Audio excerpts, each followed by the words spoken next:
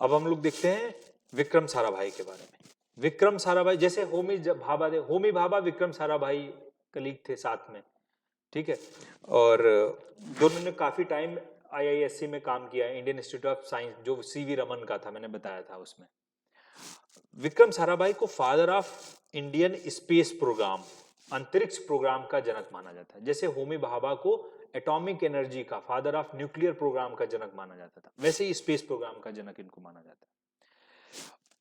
आजादी के बाद, अच्छा, ये भाभा के साथ में ही रिसर्च करते थे, लेकिन फिर इन्होंने कन्विंस किया और एक कमेटी बनाई गई जिसका नाम था Indian national committee for space research, ठीक है, जिसको INCOSR, इनकोसर बोला जाता था।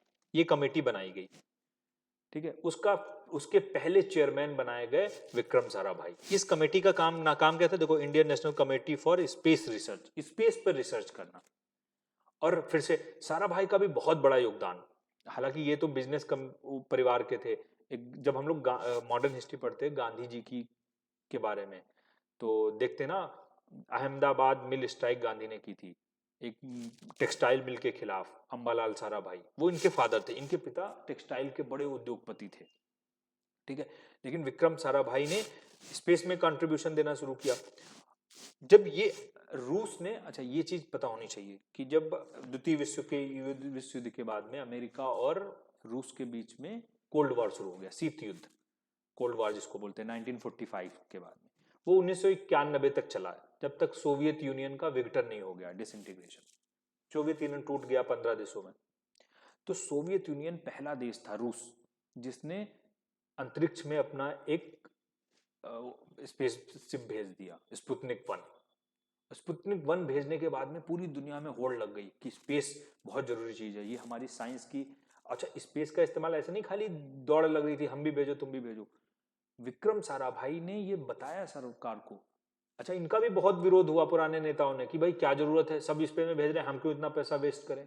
तो विक्रम साराभाई ने कन्विंस किया कि भाई स्पेस का कैसे योगदान हो सकता है। आज के टाइम पे मौसम विभाग जो है वो बता सकता है कि भाई कैसे कौन सी हवाएं चल रही हैं, किधर चल रही हैं, कितनी बारिश होने वाली है। आप पूरे देश की मैपिंग कर सकते हो, कहां पर सिंचाई की जरूरत है, कहां पर नहीं जरूरत है, कहां पर कैसी स्थिति है। जीपीएस वीपीएस जो अभी चल रहे हैं, सब स्पेस से ही तो चल रहे हैं, टेक्नोलॉजी से, सैटेलाइट से। टेलीविजन वाला सिस्टम सब तो सैटेलाइट से चल रहा है। तो उन्होंने कंट्रीब्यूशन बताया कि स्पेस का कितना बड़ा योगदान हो सकता है। फिर बाद में यही कमेटी जो है इनकोसर बनी थी, वो इसरो में कन्वर्ट हुई, इसरो के नाम से जानी गई 1969 में। तो विक्रम साराभाई, अच्छा, हालांकि तब ये थे नहीं, लेकिन इनके इन्होंने जो एफर्ट डाले उसका रिजल्ट मिला। और 1975 में भारत ने पहला सैटेलाइट अपना भेजा, आर्यभट्ट के नाम से। ये नाम पूछ लिया जाता है, भारत का पहला सैटेलाइट जो स्पेस में गया था, आर्यभट्ट। हालांकि वो भी अपने रैकेट से नहीं गया था, वो रूस के रैकेट से गया था। भारत और रूस की दोस्ती थी, सैटेलाइट भारत ने बनाया, लेकिन रूस ले जाया गया, रूस ने अपने स्पेसक्राफ्ट से उसको अंतरिक्ष में भेजा। लेकिन नाम बहुत पूछा जाता है, पहला सैटेलाइट जो स्पेस गया था। इन्होंने एक फिजिकल रिसर्च लेबोरेटरी भी बनाई थी, जो आज भी है, फिजिक्स के की फील्ड में बहुत रिसर्च करती है, अहमदाबाद में, ठीक है। और IIM अहमदाबाद, जो भारत का सबसे बड़ा मैनेजमेंट का इंस्टीट्यूट है, उसके भी फाउंडर्स में से एक है विक्रम साराभाई, ठीक है। तो ये स्पेस फील्ड की वजह से डॉक्टर विक्रम साराभाई का नाम है। विक्रम साराभाई के साथ ही काम करने के लिए पहली बार APJ अब्दुल कलाम आए थे।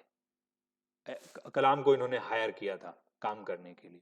और हमारे अगले साइंटिस्ट भी कौन है, डॉक्टर APJ अब्दुल कलाम।